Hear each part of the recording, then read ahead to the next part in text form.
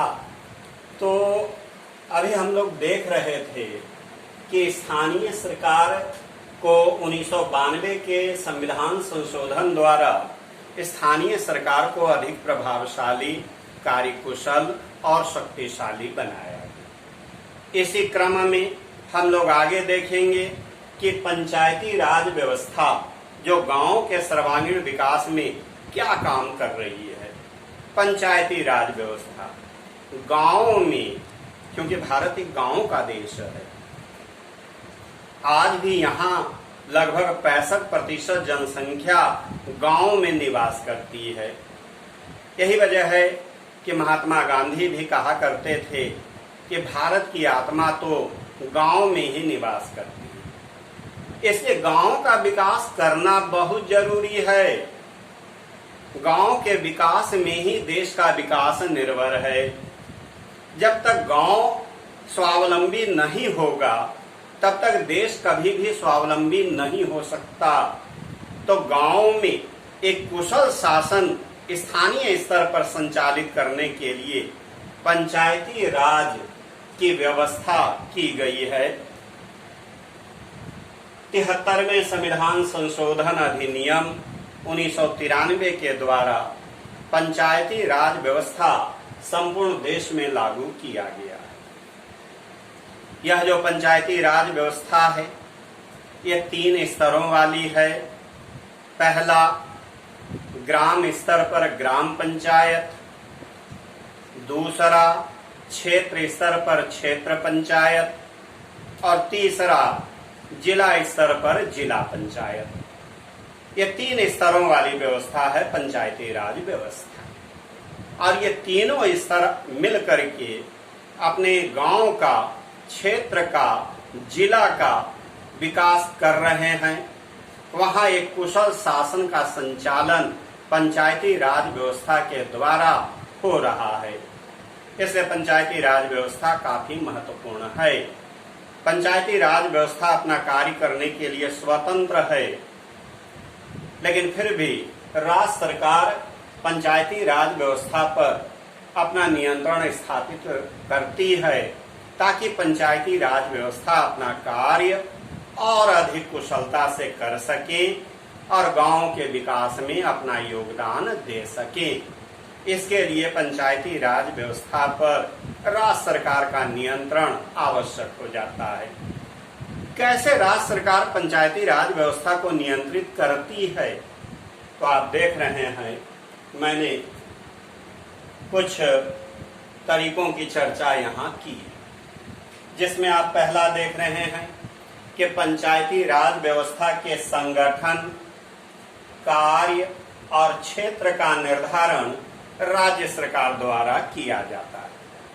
कहाँ ग्राम पंचायत का गठन होगा, कितनी जनसंख्या चाहिए, कौन कौन अधिकारी होंगे, क्या चुनाव के तरीके होंगे,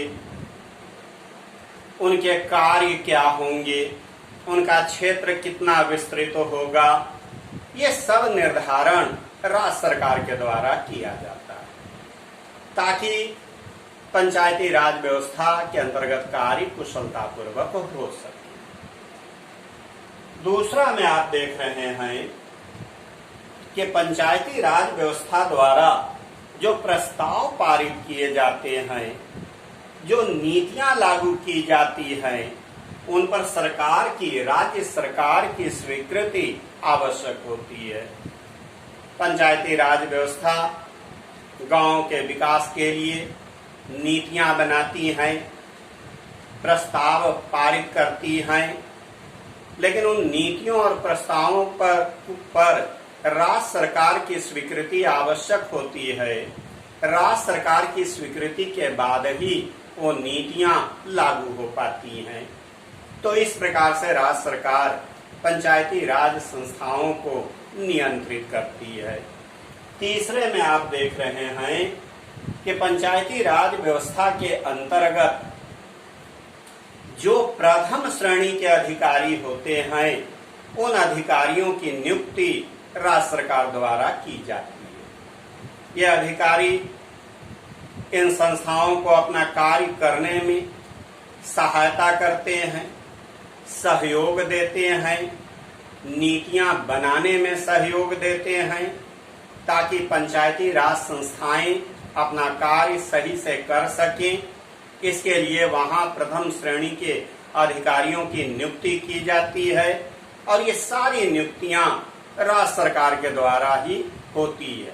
तो इस प्रकार से राज्य सरकार पंचायती राज संस्थाओं को अपना नियंत्रण में रखती है। आवश्यकता पड़ने पर राज्य सरकार पंचायती राज संस्थाओं को कर्तव्य पालन करने का आदेश भी दे सकती है। पंचायती राज संस्थाएं अपना काम सही से कर सकें, किसी प्रकार का लापरवाही न हो, इसके लिए राज्य सरकार उस पर अपना नजर तो रखती ही है। साथ ही साथ अगर कहीं किसी भी तरह की कोई कमियां दिखलाई देती है तो राज्य सरकार आदेश दे करके इन संस्थाओं को अपने कर्तव्यों का पालन करने का आदेश दे सकती है। पंचायती राज संस्थाओं को राज्य सरकार अनुदान देती है, क्योंकि गांव में विकास के बहुत सारे काम करने होते हैं। अभी अभी मैंने चर्चा की कि बहुत सारे काम करने होते हैं भाई। रोशनी का प्रबंध है, शिक्षा की व्यवस्था है, रोजगार की व्यवस्था है, श्मशान भूमि की व्यवस्था है। इन सारी व्यवस्थाओं को करने के लिए पैसे की जरूरत होती है। तो राज्य सरकार इन कार्यों को सुचारू ढंग से संपन्न करने के लिए पंचायती राज संस्थाओं को अनुदान देती है। साथ ही साथ पंचायती राज संस्थाएं बजट बनाती हैं कि हाँ भाई, हमें श्मशान भूमि की व्यवस्था करने में कुल कितना पैसा खर्च हो जाएगा, रोशनी का प्रबंध करने में, शिक्षा की व्यवस्था करने में कितना पैसा खर्च हो जाएगा। यह बजट बनाने का काम पंचायती राज व्यवस्था का है। लेकिन इस बजट पर राज्य सरकार का नियंत्रण होता है।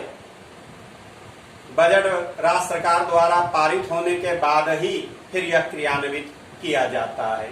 तो इस प्रकार से राज्य सरकार पंचायती राज संस्थाओं पर नियंत्रण रखती है।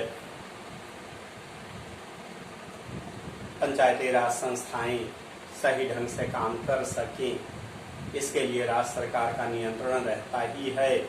मगर अगर कहीं किसी तरह का कोई परेशानी है, लापरवाही है, तो ऐसी स्थिति में यानी कि विशेष परिस्थितियों में राज्य सरकार पंचायती राज संस्थाओं को निलंबित भी कर सकती है या फिर भंग भी कर सकती है। तो ये है सत्ता का विकेंद्रीकरण, चैप्टर नंबर 2 संघवाद, जो अभी अभी समाप्त हुआ। मैं उम्मीद करता हूं कि ये सब बातें आपके समझ में आई होंगी। बाकी काम लायक जितनी भी बातें हैं वो आप समझ चुके हैं। एग्जामिनेशन में प्रश्न जनरली इसी से पूछे भी जाएंगे। लेकिन अगर आप एक अच्छे स्टूडेंट हैं तो फिर यदि बुक उपलब्ध हो जाए तो आप उसको एक रीडिंग जरूर लगाइए। साथ ही साथ जो होमवर्क के प्रश्न दिया जाता है उसको आप हर हाल में कीजिए, सभी लोग करने का प्रयास कीजिए, क्योंकि एग्जाम में कुछ करना नहीं है, केवल और केवल प्रश्नों के उत्तर ही देने। ठीक है, बातें समझ में आ गई तो मैं ये क्लास यहाँ पर समाप्त करता हूँ। चैप्टर नंबर 2 समाप्त होता है। Thank you.